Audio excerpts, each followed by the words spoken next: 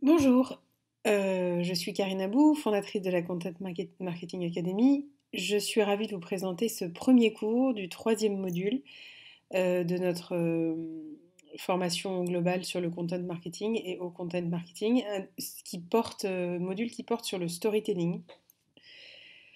Une des dimensions clés en content marketing sur lesquelles il est assez compliqué de délivrer une méthodologie un peu plus scientifique et normée, mais sur lequel beaucoup de marketeurs américains excellent particulièrement et délivrent des conseils qui sont très précieux, des exercices pour s'entraîner à devenir un bon storyteller.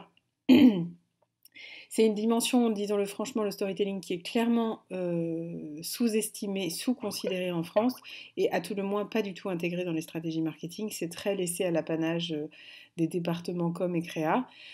Pourtant, c'est déterminant en content marketing, c'est ce qui est vraiment le fil conducteur de votre stratégie.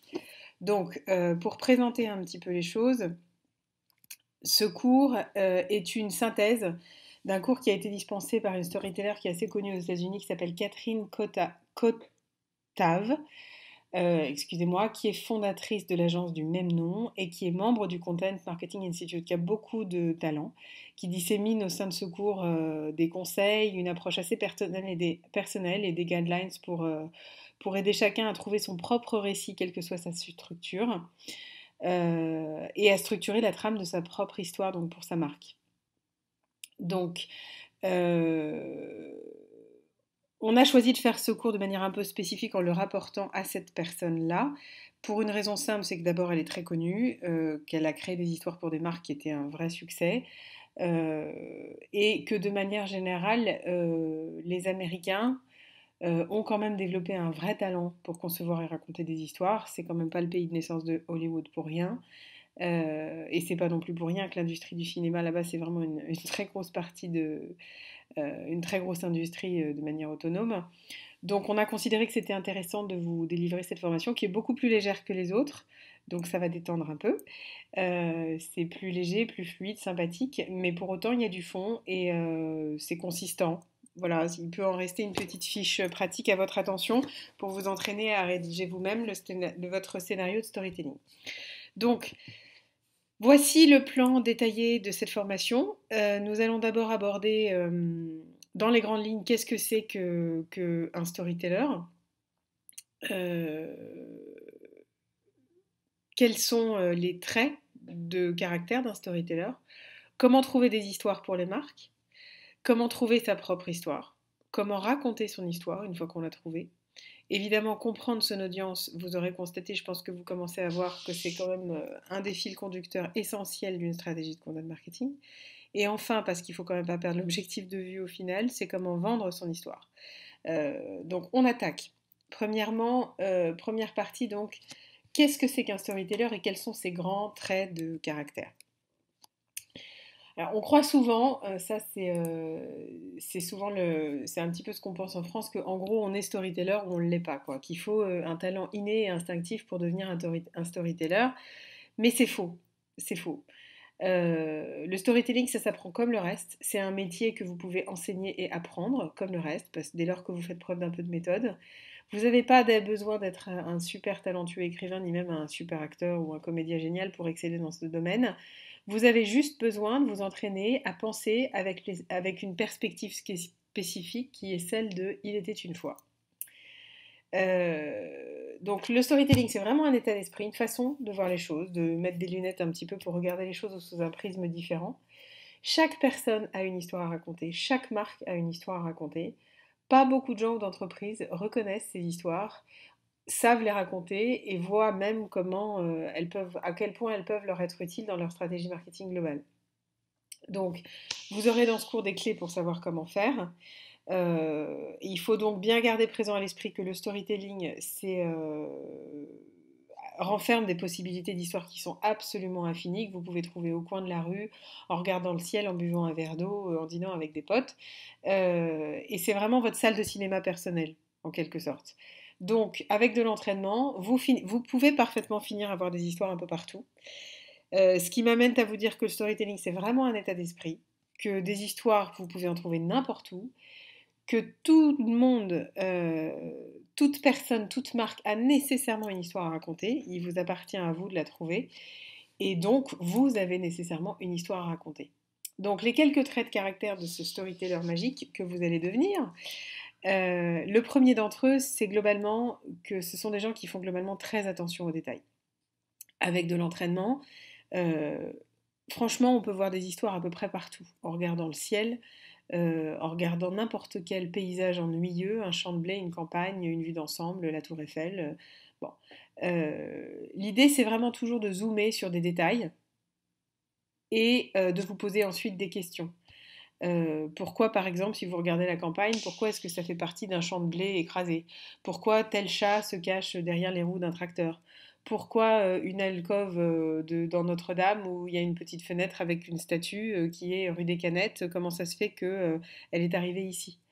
Euh, c'est vraiment, à chaque coin de rue, vous pouvez trouver des débuts d'histoire que vous déroulerez, et cette attention aux détails, c'est vraiment une des premières caractéristiques des storytellers. Le second trait de caractère, c'est qu'en fait, certes, les faits sont les faits, mais les storytellers, celui qui est bon en storytelling, va le filtrer différemment. Souvent, ce qui est intéressant, c'est de travailler, enfin, quand on travaille avec des photographes qui sont assez blasés parce qu'ils affirment que, voilà, il n'y avait rien d'intéressant à prendre en photo. Un feu est un feu, un canton est un canton, je suis bien d'accord. Une élection présidentielle ressemble à toutes les autres. Mais il est souvent possible de voir d'autres choses parmi ces faits. Bon. Donc on peut parfaitement pointer du doigt une opportunité de prendre une photo, mais de trouver au sein de cette photo une histoire qui va être laissée derrière n'importe quelle chose de cette photo et qui va permettre de dérouler un fil. Bon. Donc l'idée réellement, c'est d'essayer de voir les choses sous un filtre un peu différent, de lever le nez du guidon et de prendre de la distance. Le troisième trait de caractère du storyteller, c'est souvent justement qu'une fois qu'il a perçu les détails et qu'il a filtré les faits différemment, il exagère ces détails. En gros, hein, et pour être clair, une histoire qui se raconte sans être embellie, c'est assez rare. Donc les storytellers comprennent très bien cet art de l'exagération, si on peut dire. On ne va pas aller jusqu'à dire qu'un petit poisson, que quand on a attrapé un poisson rouge, on a fait de la pêche à la baleine, mais pas loin. Et c'est ça justement qui est intéressant, qui permet justement à une histoire d'avoir un peu plus de corpus et d'attrait. Le quatrième trait de caractère pardon, des storytellers, c'est souvent dans l'humour qu'ils peuvent trouver parfois dans les mauvaises expériences. Euh, Évidemment, à partir du moment où elles ne sont pas dramatiquement terribles, on est bien d'accord. Si vous avez un pneu crevé, puis que vous vous faites attaquer et voler pendant que vous abandonnez, vous attendez la personne de l'assurance, ça, c'est pas une histoire drôle a priori. Si vous avez un pneu crevé et que vous vous faites voler par le gars de l'assurance qui était juste en train de tenir votre portefeuille et soudain qui s'est mis à penser qu'il pouvait vous le voler, alors là, on peut dire que c'est une histoire qui peut-être a un potentiel un peu comique. Bon. Donc en gros, l'idée, c'est d'essayer de lire les choses sous un prisme différent et changer vos cauchemars, vos cauchemars un peu en aventure. Voilà. C'est d'essayer toujours d'avoir un trait un petit peu positif dans les grosses catas qui peuvent arriver, et on le sait bien, il en arrive toujours, hélas ou heureusement. Ça dépend du prisme sous lequel on voit les choses. Le cinquième trait de caractère des storytellers, c'est en général qu'ils se perdent. Euh, c'est vraiment le propre du storyteller, c'est que si on demande son chemin, on ne se perd pas. Et précisément, il faut se perdre de temps en temps. Le bon chemin pour prendre le mauvais virage. Une histoire, concrètement, ça se perd jamais. C'est le propre de l'histoire. Bon. Mais un storyteller, lui, se perd toujours dans des chemins qui vont être très intéressants. Donc, le fait de se perdre, le fait de partir, de sortir du cadre, ça permet souvent à un storyteller de développer son imagination et d'en tirer quelque chose d'intéressant pour le scénario.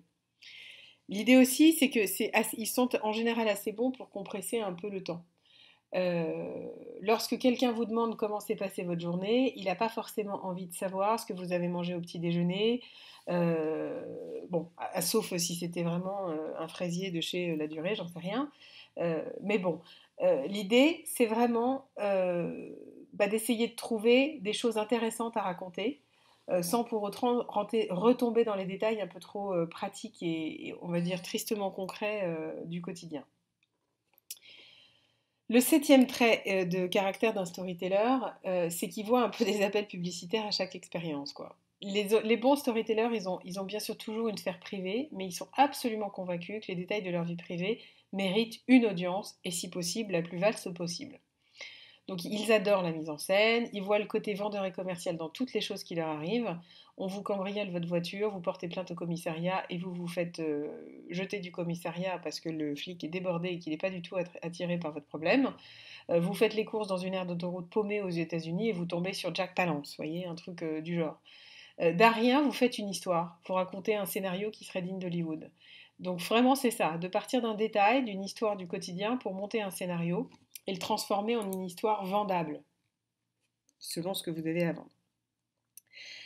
Deuxième étape, comment est-ce qu'on trouve des histoires pour les marques? Alors là-dessus, il y a quelques guidelines qui sont un petit peu marrantes. Bon, l'idée, c'est vraiment de partir du postulat que chaque marque a une histoire pour faire du profit, et une histoire qui va trouver son écho dans son audience.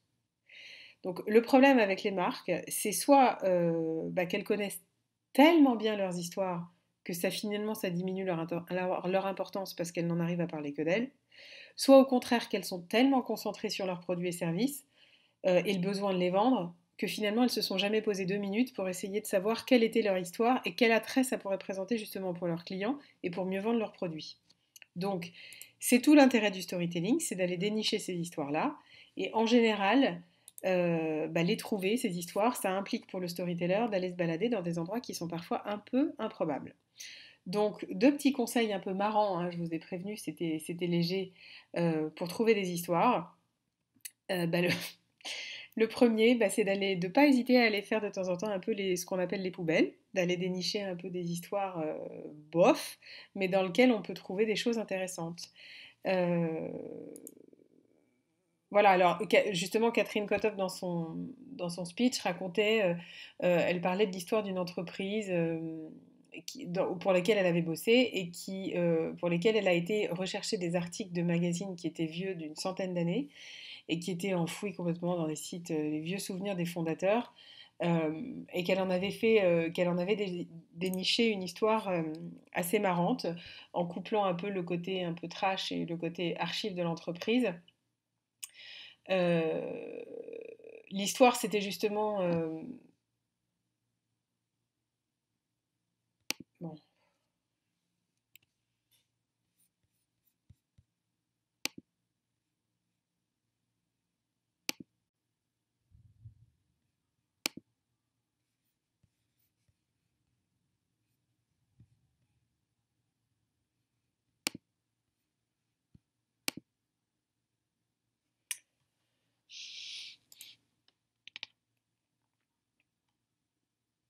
Donc, comment trouver des histoires pour les marques? Alors, deux petits conseils pour réussir à les trouver. Euh, L'idée, c'est vraiment, alors, un peu improbable, vous me direz, il ne faut pas hésiter à aller chercher vraiment dans des endroits qui ne sont pas forcément sexy, mais en tous les cas, ni logiques spontanément, mais c'est là justement qu'on va trouver des ressources. Le premier, c'est de ne pas hésiter à faire plus ou moins les poubelles, si on peut dire. C'est donc vraiment où aller chercher dans les archives de l'entreprise et de l'histoire de ses dirigeants. Ce que ça veut dire en gros, c'est que ça veut souvent dire aller chercher les problèmes, les non-dits, les histoires passées que les fondateurs ont soit oubliées parce qu'ils pensent qu'elles n'ont absolument rien à voir avec le business ou alors qu'ils ont préféré les oublier parce qu'ils pensaient que ça ferait ni joli ni sympa de raconter telle ou telle chose. Souvent, c'est mis sous le tapis. Or, c'est souvent ça, c'est souvent là que résident des choses intéressantes à extraire. Alors, pas forcément pour les placer comme telles sur la place publique, mais c'est souvent là en général que se trouve l'argent, très concrètement. Ou en tous les cas, les prémices d'un scénario qui vont pouvoir rendre les choses extrêmement intéressantes si c'est bien pensé par la suite. Donc, c'est ce qui maintient en général ces histoires-là, une audience un petit peu engagée. Un exemple de ça avait été assez... elle raconte, Catherine Kotov raconte un exemple qui est assez intéressant. Son client était une femme qui vendait des ornements de Noël faits à la main, donc des petites choses pour décorer les arbres de Noël. Et l'idée, c'était de l'aider à trouver un slogan pour son business. Euh, et alors, Catherine Kotov demande à sa cliente si elle a eu spontanément des idées. Alors, la réponse de la cliente, c'était ça, du cœur de l'Europe, de l'art exquis pour enchanter votre cœur et embellir votre maison. Vraiment le truc poussiéreux, triste et ennuyeux au possible, qui franchement aurait eu du mal à rameuter les foules. Il se trouve que donc Catherine Kotropf a appliqué les principes qu'elle évoque et qu'elle recommande. Elle a un petit peu fait les poubelles de l'entreprise et en tous les cas ses archives. Et elle s'est aperçue que enterrée dans ses archives, il y avait des bribes d'informations comme quoi le cofondateur de ce projet avait conçu des décorations de Noël qui avaient été faites euh, par plusieurs papes et notamment par le propriétaire du château en Angleterre de Downton Abbey. Elle a trouvé ça absolument fantastique. Elle a déniché ça de l'histoire dont évidemment la propriétaire qu'avait complètement oublié, voire même qu'elle ignorait. Et le slogan, ça a donné offrir des décorations de Noël au Vatican, à Downton Abbey, et vous. Donc c'était un petit peu sympa. Le deuxième conseil en fait donné pour essayer de raconter des histoires, c'est vraiment de comprendre la perspective du client.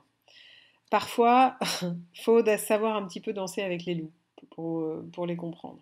Il faut comprendre la marque avec une perspective de marque avant de raconter son histoire globalement au monde entier. Donc chaque personne, chaque entreprise a envie d'être aimée et pense que vraiment, c'est en gros, ils sont likeable, c'est-à-dire en gros, c'est un peu des ours en peluche, ils sont tellement fantastiques que tout le monde va les adorer.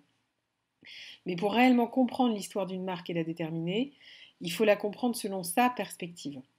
Donc la plupart des marques, petites ou grosses, se voient comme elles aimeraient être perçues, pas de la manière dont forcément le monde les perçoit. Et, euh, et ça, c'est vraiment un point important à intégrer pour raconter une histoire. Troisièmement, comment trouver son histoire. Donc, vraiment comment apprendre à faire soi-même du storytelling. L'idée, c'est qu'il y a quelques petits exercices pour vous entraîner. Et on part du postulat quand même que chaque événement ordinaire contient de toute façon, plus ou moins, à un moment ou à un autre, un petit rien d'extraordinaire qu'il faut donc juste rester open pour le trouver. Et pour ça, quelques exercices sont proposés. C'est un peu décalé et marrant par rapport aux grilles de segmentation de contenu et au reste. Mais l'idée, c'est la suivante. La première, c'est vraiment tous les jours de vous demander si finalement vous auriez fait quelque chose aujourd'hui qui aurait été digne d'un scénario d'Hollywood. Quel a été le seul événement, la seule rencontre, le seul moment de la journée que potentiellement vous pourriez vendre à un producteur d'Hollywood? Euh, donc il y a souvent des idées assez horribles qui atterrissent sur le grand écran ou parfois même en DVD. Et souvent, c'est ces mauvaises idées ou ces idées horribles qui se révèlent être les plus intéressantes. Voilà. Euh, Il y a des exemples comme ça de films aux États-Unis qui sont extrêmement nombreux, qui partent d'histoires absolument sordides pour faire une histoire incroyable et qui cartonnent. Bon, parce que les histoires plaisent. La deuxième question et le deuxième petit exercice que vous pouvez faire, c'est vous poser, c'est en gros, quelle idée à succès votre entreprise aurait-elle produit aujourd'hui? Donc, il faut que l'idée soit datée d'aujourd'hui, pas d'hier ni de la semaine dernière. L'idée doit provenir de vous personnellement, de la compta, du gars du café, d'un email client, de tout quoi. Alors, si votre entreprise n'a pas produit d'idée aujourd'hui digne de faire un buzz, eh ben, dépêchez-vous, allez la chercher chez les gars du café et commandez un café latte, et puis faites partir l'imagination. Le troisième exercice qu'on suggère de raconter, c'est quelle histoire en fait vous liriez dans une tache d'encre ou dans une mare de café. C'est pas l'image qui fait la photo, c'est ce qu'on voit, c'est ce que l'œil du photographe voit. Ça, c'est une jolie petite phrase qui est très vraie quand on veut essayer de déployer un peu son imagination et s'entraîner à trouver des histoires de marque. Euh, on peut voir des tas de choses différentes dans des faits. C'est un petit peu ce qui était évoqué dans les faits sont les faits, mais quel prisme vous avez-vous décidé d'avoir pour les observer? Et l'idée, c'est vraiment que vous pouvez trouver des histoires vraiment absolument n'importe où. Comment raconter votre histoire? Quelques petits principes encore un peu drôles, hein, je vous avais prévenu, c'est assez léger. Premier principe, c'est qu'il faut faire simple. Aucune histoire n'est trop complexe pour ne pas qu'il soit possible de l'expliquer en juste quelques phrases. Si vous arrivez à raconter une version courte de votre histoire, c'est pas forcément parce que vous avez besoin de plus de mots, c'est juste parce que vous avez suffisamment bien compris quelle était cette histoire. Et à l'inverse, aucune histoire n'est trop complexe ou suffisamment complexe pour pas que vous soyez capable de l'expliquer en quelques phrases. Et ce qui est sûr, c'est que si vous n'arrivez pas à raconter la version courte de votre histoire, et ben vous n'avez pas forcément plus de mots, vous avez besoin de mieux la comprendre. Deuxième principe, c'est de penser petit. Pas petit dans le sens mesquin, petit dans le sens synthèse. Euh, L'idée, c'est vraiment, voilà, par exemple, je sais pas, je prends un exemple n'importe lequel, raconter une histoire à propos d'un euro qui serait tout neuf et flamboyant, pas forcément sur toute la mine de cuivre qui a servi à fabriquer la pièce en question. Donc c'est souvent difficile et ennuyeux de raconter une longue histoire. C'est la raison pour laquelle il faut faire en sorte que l'histoire soit courte, d'accord, euh, et vraiment d'aller à l'essentiel. Troisième petit principe sympa, c'est toujours de commencer par le dessert.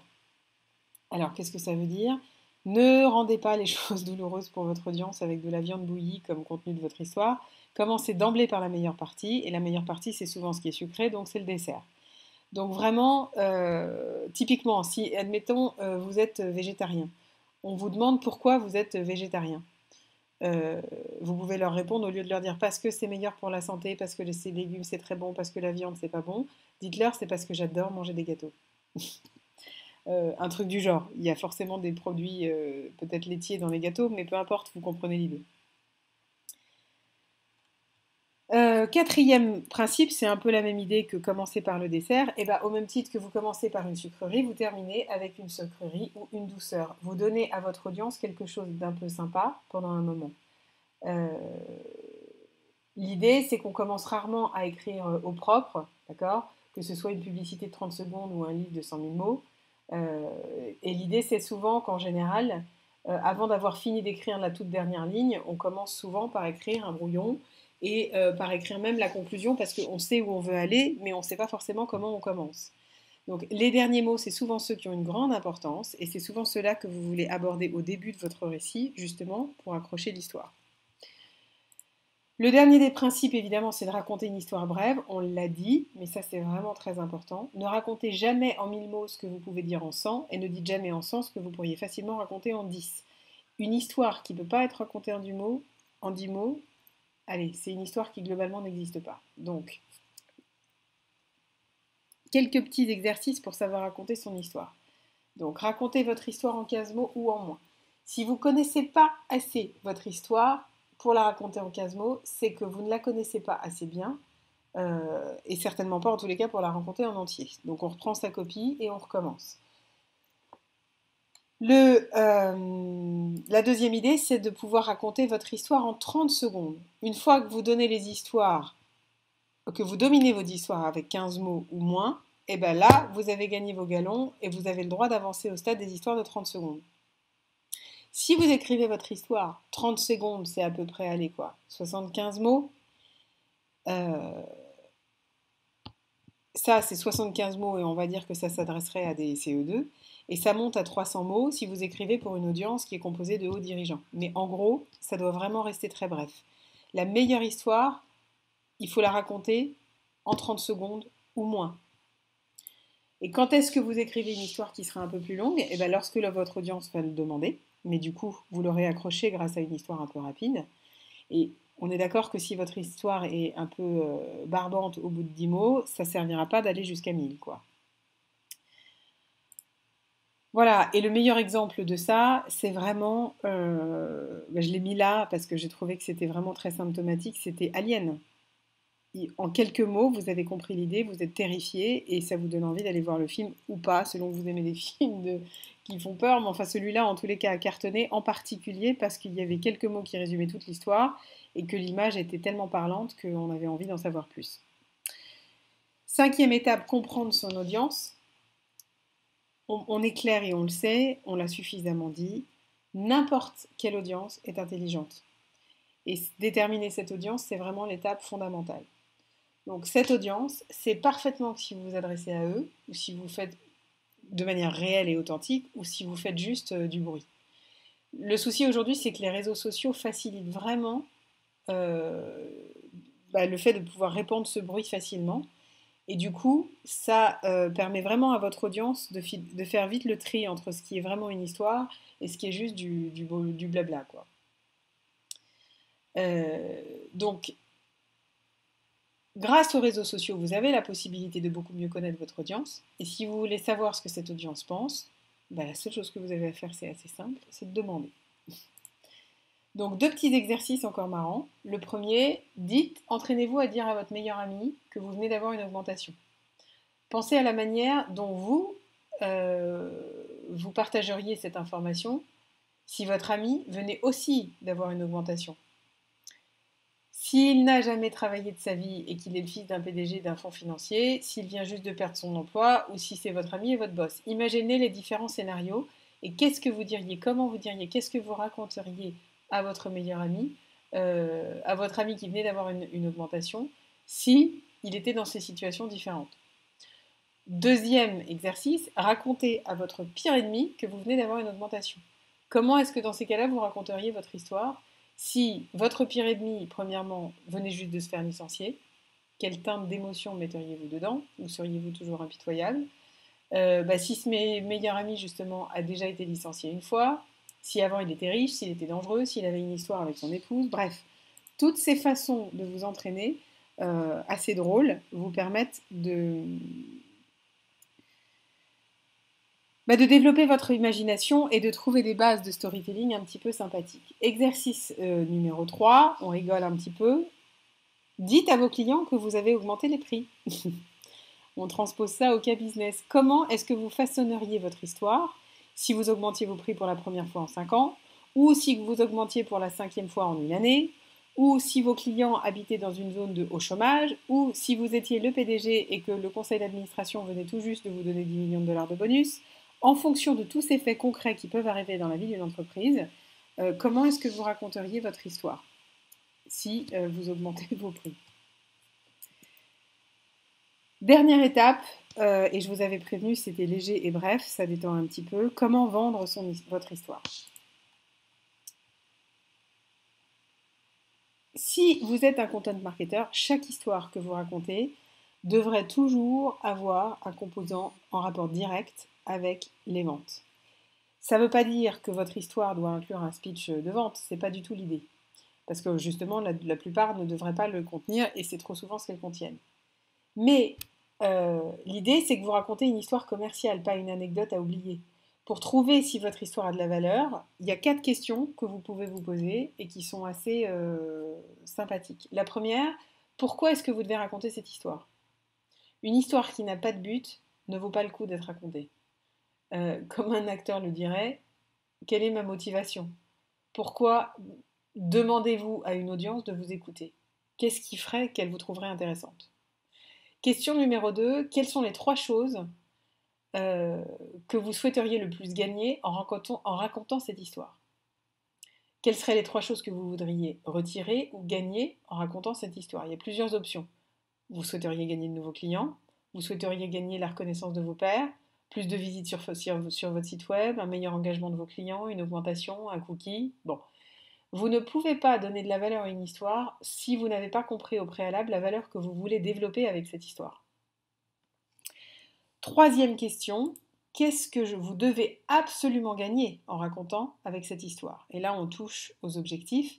Cette question vous force à prendre votre histoire avec beaucoup plus de sérieux, et c'est bien ce qu'il faut, et raconter votre histoire comme si, plus ou moins, hein, sans dramatiser non plus, votre vie ou votre gagne-pain clairement en dépendait. C'est très important parce que ça vous permet à la fois de circonscrire imagination et en même temps objectif business. Enfin, dernière question. Demandez-vous toujours si votre question incite à l'action. Est-ce que ça servira à atteindre la finalité de mon histoire? Si vous voulez intéresser vos clients, est-ce que votre incitation à l'action leur demande de voter ou de commenter quelque chose? Ou juste leur indique ou les renvoie vers une page de vente? Si vous voulez gagner la reconnaissance de vos pairs, est-ce que votre incitation à l'action, votre call to action, inclut une inscription à un webinar ou simplement un coupon de 50 centimes de dollars? Vous voyez très bien la différence d'attrait, quoi. Chaque histoire devrait inclure une incitation à l'action, ça on est bien d'accord, un CTA, qui, mais en général, est un peu plus subtile et ouverte, on va dire. Donc l'idée, c'est vraiment que votre call to action, excusez-moi, je dis souvent CTA, soit en corrélation avec vos objectifs. Il faut vraiment inciter un call to action à la fin de son histoire, mais c'est pas la peine de le faire si vous n'avez pas une idée précise en tête de l'action ludique et un petit peu décalée que vous souhaiteriez faire faire à votre acheteur.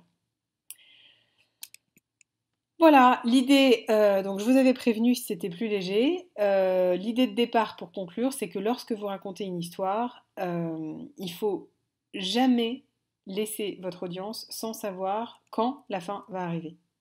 À la seconde où le prof dit une dernière chose, les étudiants commencent déjà à ranger leurs bouquins et à fermer leur ordinateur. On est OK, on a tous vécu ça déjà au moins une fois dans notre vie.